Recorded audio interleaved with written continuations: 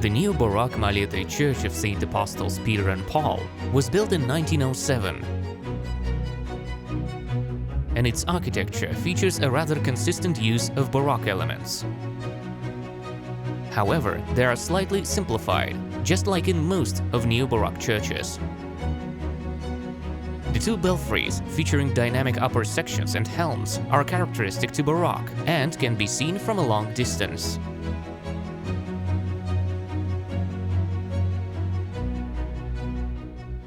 The portal of the main facade consists of semicircular entrance arch with a segmented cornice.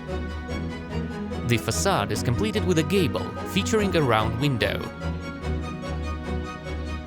Other walls are divided by window trims and pilasters.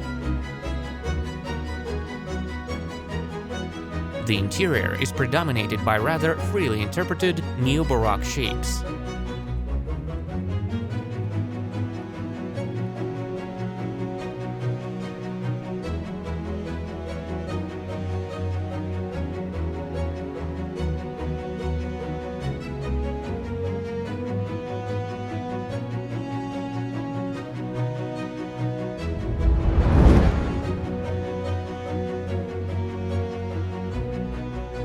The Church of Alanta, designed by the architect Karlas Eduardas Strandamnnas, was built in 1903.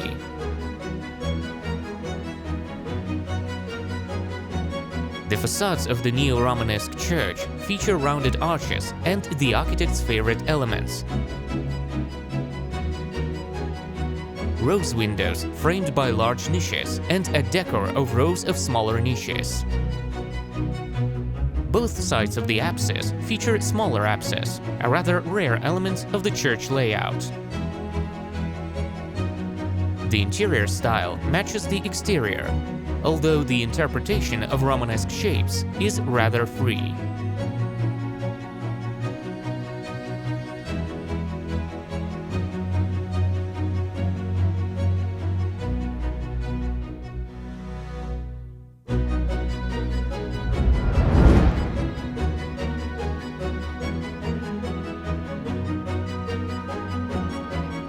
Giedraičiai Church, built in 1809, represents the modest type of rectangular churches without porticos, which became popular during the Classicism. Laconic facades feature a rhythm of pilasters and small rectangular windows. The statue holding a cross above the gable of the front facade represents the trends of Classicism that are also featured in the decor of Vilnius Cathedral. The back facade of the church features a subtle element, a convex piece protruding from an even wall, creating an impression of a rudiment of an apsis.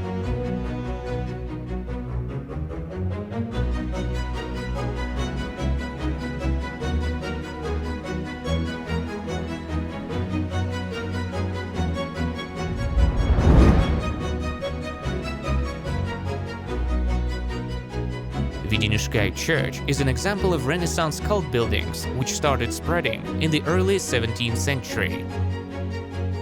They were characterized by a single-nave rectangular space and a large belfry in front of the central axis, which also featured the main entrance.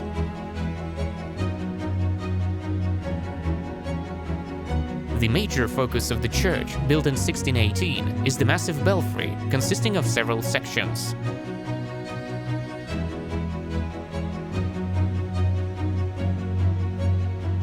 The verticality is also highlighted on other facades, divided by arched windows and pilasters. The middle of the church features Renaissance plaster decor. The altars and the pulpit were built a century later, but also contain examples of Renaissance paintings.